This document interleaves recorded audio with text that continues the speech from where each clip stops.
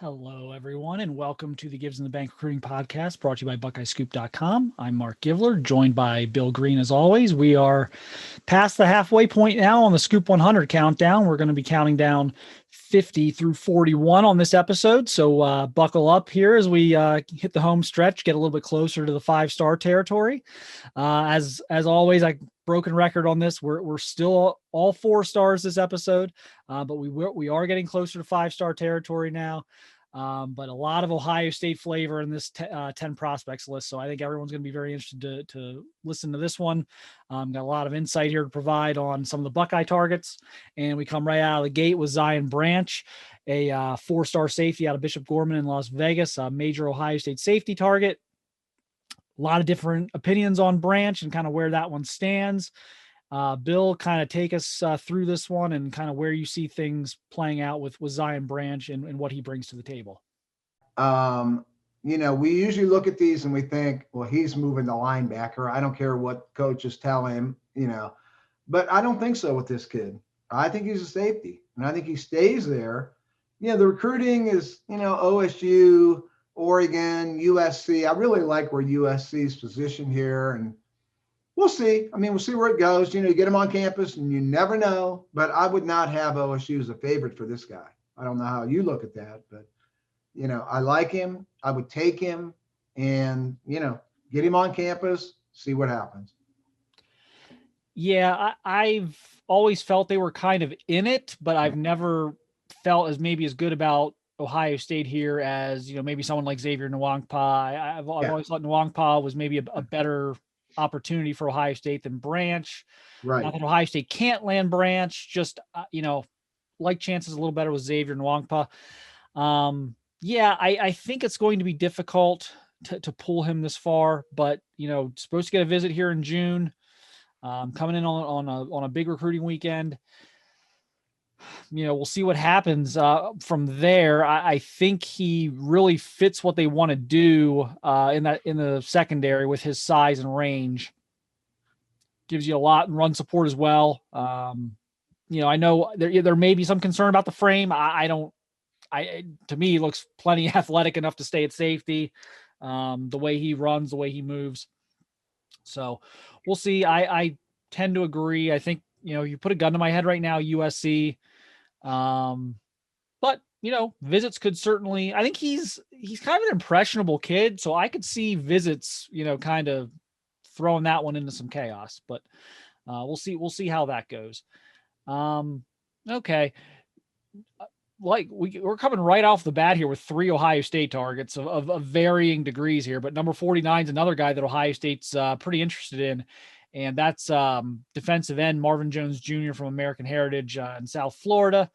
Bill, again, you're kind of Mr. South Florida. This kid's like an athlete. Oh yeah. It definitely looks like defensive end at this point for him, but This is just a great raw athlete. It's one of those quick twitch South Florida edge rushers. What do you like about Marvin and where that one stands right now? Yeah, you could play him, 3-4 outside guy, 4-3 D end. He's really raw, but he's so athletic, so fast. You just turn him loose off the edge and let him go. The recruiting is all over the board. The guys I talked to down there, they don't know, and they don't think we're going to know until probably mid-fall. Like right now, it's all fun and games right now, and we'll see. Typical Florida kid, you could be the leader 3 days before signing day and lose the guy. So right now it's not the time to get too overly hyped up about his recruitment. Get him on campus and go and get in the game. And then, in the fall is when this is going to get done. I worry about Heritage. It's hard to recruit Heritage from, 1,000 miles away. So we'll see what happens, get him on campus, and then we'll start to figure out where it's going from there. Yeah, and he is, look, we'll kind of laugh about this a little bit. He is supposed to visit in September. That's 4 months away. So let's not get too worked up about that yet. But Right. he is supposed to make an official visit in September. If that happens, you gotta think Ohio State's in the game. this is a very South Florida recruitment. Man. It's wide open. There's going to be twists and turns. There's going to be new leaders. Things are going to shuffle around. Maybe a surprise team or two will get a visit. Maybe a favorite or two won't. It's going to be fun. And it's going to go into the fall, obviously, if he's lining up fall officials. So I think if you're Ohio State, you kind of have to decide that he is a bonus recruit. You don't factor in the numbers here. You just sort of like, okay, is he good enough that if he wants in December or February, you take him? If the answer to that is yes, then that's all you need to know. And you just kind of put it on the back burner. You recruit everybody else until then. And then, if Marvin wants to come north here in December, then, hey, you take him as a bonus at the end. So, but that's going to be a fun one. It's been a little tough sledding at American Heritage, obviously. They were able to land Torrance Gibson several years ago. But they were in there for Sertan and Tyson Campbell for a while. It didn't happen. Kind of. They tried. It's such a ridiculously talented program. You have to try, but it's tough. It's tough to go in there and pull a kid. I mean, especially now that programs like Alabama and Georgia kind of have a foot, forget the Florida schools for a minute. Alabama and Georgia have little strangleholds in there as well, which are obviously much closer than Ohio. Yeah. So it's a tough place right now. It's one of the most competitive high schools in the country, really, wouldn't you say, as far as recruiting goes? No doubt. And it's not like they are, locked in as a school, to Miami or anyone, but Ohio State's a long way away, where it's a lot easier for the Southern schools than it would be for OSU. So I would, if I had to name a school today, I would watch for Florida State. And, but I would watch for anyone at this point. He won't be as serious about this as we are about it for a while. Yep. All right. Now, moving on to probably a little more serious one right now. Number 48, Caden Curry, defensive lineman, Center Grove, right outside of Indianapolis. To me, I'll let you weigh in here on your thoughts on Caden Curry and kind of, where things stand there. But for me, this would be like losing an in-state kid. 3 hours from Columbus, big Ohio State fans in the family. Most of the family's from either born and raised or from Ohio, has Ohio connections. Grandparents fly to Rose Bowls out in California. This would be a bad beat if they don't pull this one off. I think they will. I think Caden right now is just being very thorough and wanting to really stick to his guns on making his visits. But, Bill, I guess, first of all, your thoughts on Caden as a player, and then where kind of things sit for you with Ohio State. Well, you've seen him in person. I haven't. I'm just going by film. To me, very athletic lineman, could be a 3-4 outside guy, or 3-4, down outside guy, or 4-3 tackle, whatever. You could move him around. And recruiting wise, I think they're getting him. Everything I've been told, if I have to make a pick today, I'm picking Ohio State. I think he's been on the in my best guess list for a long time now. I love where they're positioned. All the reasons you named. I know you're going against Bama, Clemson, Oregon. I think they win this one. I think Ohio State gets Caden Curry, and I think he's a heck of a player too. You've seen him in person, so I would go by what you say over what my film study. So, what do you think of him as a player? Yeah, no, I mean, you hit it on the versatility. I think I like him for Ohio State's purposes. I like him as a 3 tech. I think you bulk him up a little bit. You play him. He's never going to be 300 pounds, but I think you get him up to 285. You just play him inside. I mean, Draymond Jones played inside in the 270s, low 280s. Comparison, right? Right. That's yeah. Comparison. Right, and he can play in the Rushman package inside. He can play outside. If you're playing a team like Wisconsin and you want a little more bulk up front, a little more strength at the point of attack, you can play him outside. Smart leader.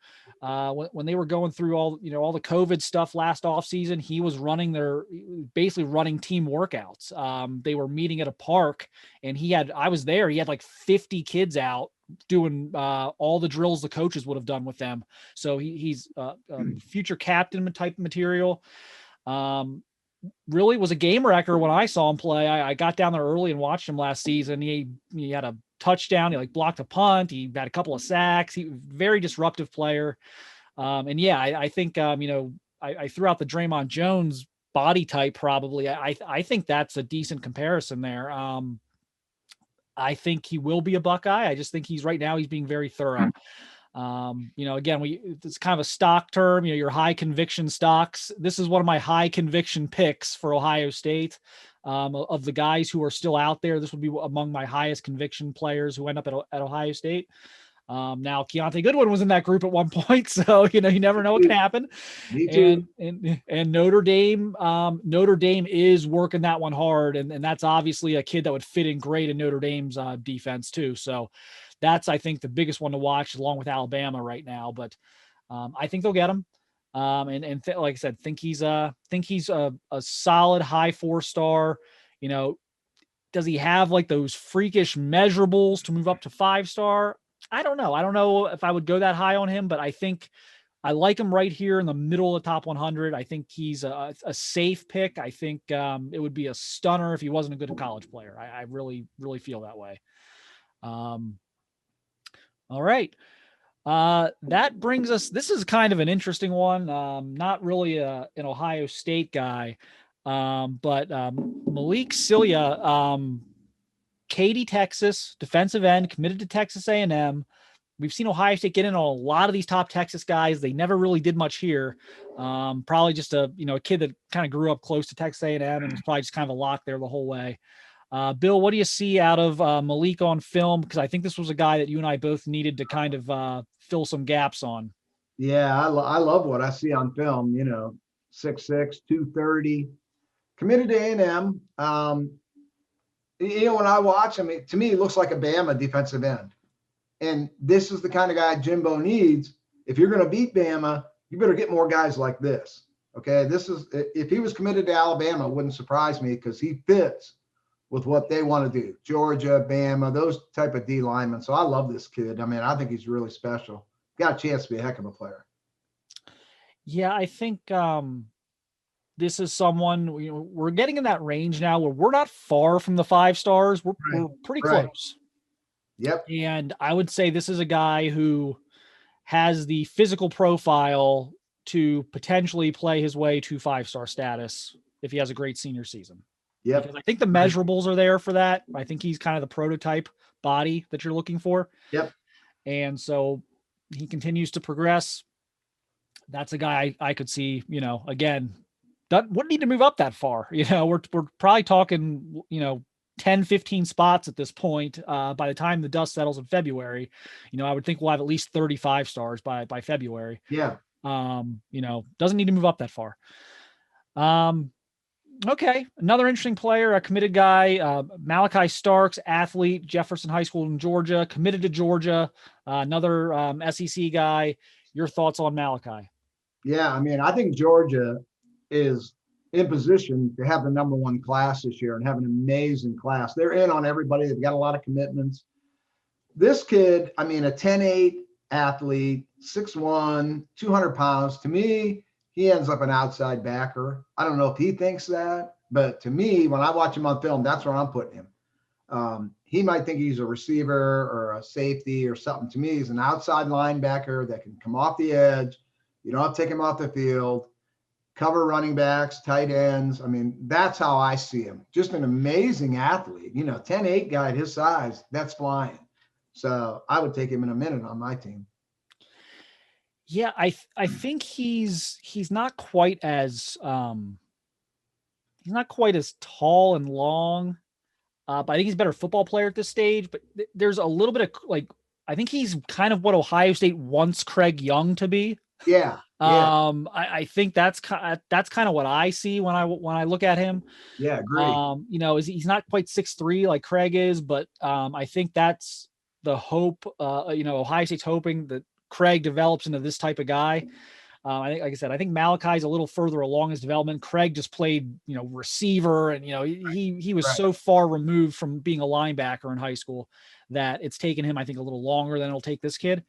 But yeah, in the way Georgia kind of plays with their defense, they like those athletic linebackers. They'll go a little undersized if you're bringing some speed and physicality to the table. So probably a great system fit as well there. So that was a guy I was impressed with. Again, not a guy I was super familiar with before we kind of dove into this, but the SEC stuff will stop eventually, but not yet. Number 45, Connor Wiegman, Bridgeland High School, Cypress, Texas, quarterback, committed to Texas A&M. Some people think he might be a 5-star, and maybe he is. I mean, we're in that territory now. You're not that far off. It seems like Texas A&M is really recruiting well right now too. This is you can look at the rankings and the team recruiting rankings and stuff like that, but as you go through the list, it just seems like this is a school that's coming up a lot. Yeah, no doubt. And when I look at the quarterbacks in this class, I mean, I could see a guy like Wegman could be 72 a couple months from now, or he could be 25. I don't know. I think a lot of them are very similar. Once you get past Quinn Ewers, then it's like a lot of them are similar. I like this kid. He's a baseball guy, can make plays outside the pocket, which I think Jimbo really likes.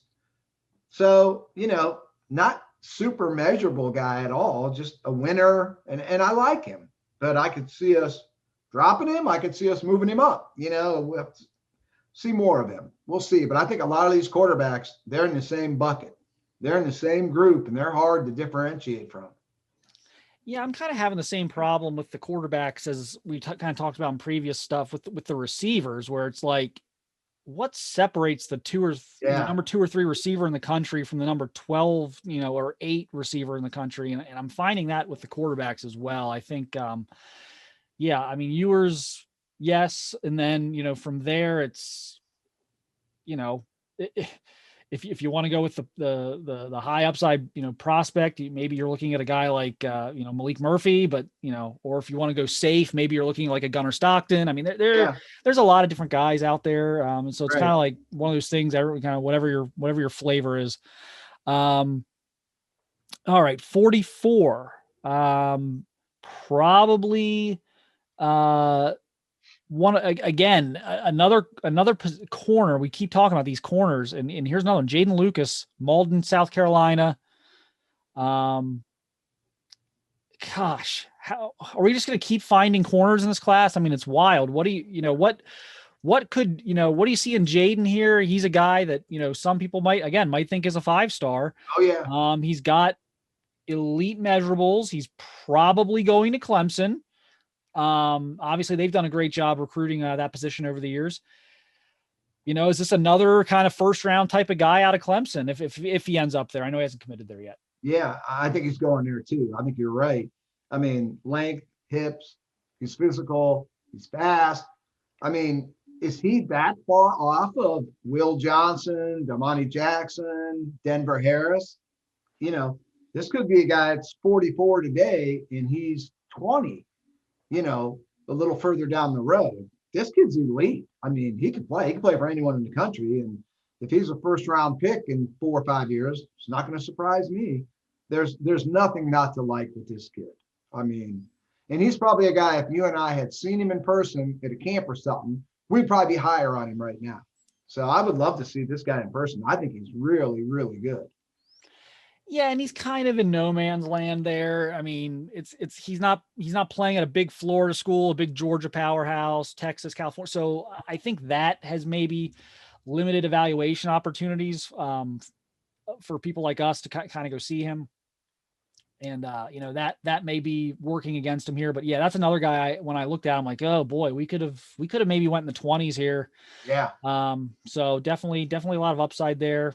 But we're in the range. I think the 247 composites got him 37. So okay, we're in the ballpark. We're in the zip code. But yeah, definitely a guy I think could move up. Here's an interesting one at 43, and he's got an official visit set up to Ohio State. I don't think this is going to happen, but we'll talk about that here. It's Gavin Sawchuck. He's out of Valor Christian in Colorado. That's where the McCaffreys, I believe, are from. Yeah, a lot of talents come out of that program the last several years. a lot of people think he's going to Oklahoma, and I'm not going to argue against that at this point. But he's got this official visits up to Ohio State in June, and he's never quite went away. Like, he's not a guy we like talk about when we put together like the mock class, or we talk about, oh, Ohio State's in great shape here. He's not a name that comes up, but he's never completely left the picture either. What do you think's going on here with him? Yeah, I don't know, recruiting wise. I mean, he looks like a Big 12 running back that you could run reverses with them, slot, hand him the ball 15 times a game. He does not look like a Big 10 running back to me. He does not look, when you talk about Ohio State, he looks like the second running back in a 2 running back class to me, the all around guy, so I don't know. I don't know what to make of him. He looks like he would fit Oregon, like right. The best probably. I don't know. He doesn't look like a Notre Dame or Ohio State tailback, but maybe they take him if he wants in, I don't know. He's a tough one for me. I think he's a heck of a player and I like him, but when you look at recruiting fit, he looks like a Big 12 Oregon running back to me. And that might be why we've never got to the point, even though he's going to make an official visit or is scheduled to, that may be why we never got to the point of like really getting to putting him in a mock class or, really liking Ohio State's chances that much is I don't know that I think Ohio State's kind of got to figure that out. I think they've got to figure out like, okay, would we in theory be okay with that being the running back in our class? And if not, that could be a problem because again, as we've talked about before, if you look at the number of running backs they have on the roster right now, and they all have eligibility, like beyond this season, something's going to have to give. They can't take 2 running backs the way the roster is set up right now. So either a couple of people are going to have to leave or, something's have to change. So I think that's going to be interesting, but it's fascinating to me that he's visiting. So they're at least they're staying in the game there. Yeah. Here's a guy that I do think is more of definitely more of a surefire take. And a guy I think they'd love to get is number 42 is CJ Williams, wide receiver out of Mater Dei. Again, I don't want to disrespect. I know there's some other guys in the mix right now. Caleb Brown, we talked about him a little earlier, but it really feels like CJ Williams and Kojo Antwi are the two. Yeah. And there may only be one spot for them, so it may not be both. There may not be room for both, but it seems like if you could, really get a feel for Ohio State's board, that they would love to finish this off with one of those 2 guys. Yeah, I like this kid. I mean, Mater Dei product, so big time competition. He's probably a more disciplined Julian Fleming without the Julian Fleming measurables with that big body outside guy, high academic kid. And I think they can get him. It will not shock me if he's in this class. And I think they would take him. I think he could call today and commit. I think they would take him in a minute. 6'2", 200, just so solid, so disciplined, great route runner, great hands. I mean, I like him. I think he fits, body type wise with what Hartline likes. He really fits. So I think they would push for him. I think they would love to have him today. So I'm pretty high on CJ Williams. Yeah, I'm not going to sit here and say they're never going to take another pure slot guy again. I'm sure they will at some point, but I really think they are leaning more towards those, if like a Jackson Smith and Jigba or a Garrett Wilson, guys with a little more height and length to them than the 5'9" kind of, third down scat back type guy in the slot. I really think they're trying to gravitate towards the bigger guys. I'm not saying CJ Williams is going to play in the slot. I'm just in general. I just think that's the trend. He could. Right now. He can play. Right. You can move him anywhere. Put him anywhere. Right. They love that. They love that inside outside guy. And they'll figure it out then. Yeah, I mean, we see that with Garrett. Garrett plays outside freshman year, inside sophomore year, and he's probably going to play outside more his junior year because they need to get Jackson Smith and Jigba on the field. Right. So, I mean, versatile guy. Plug him into Heartline. This is a Heartline kind of guy. Yeah. On and off the field, CJ Williams really fits with what Brian Hartline's looking for. Yep. Yep. And yeah, I agree. I think they've got a great shot. I certainly think they're in the top 2 or 3 here.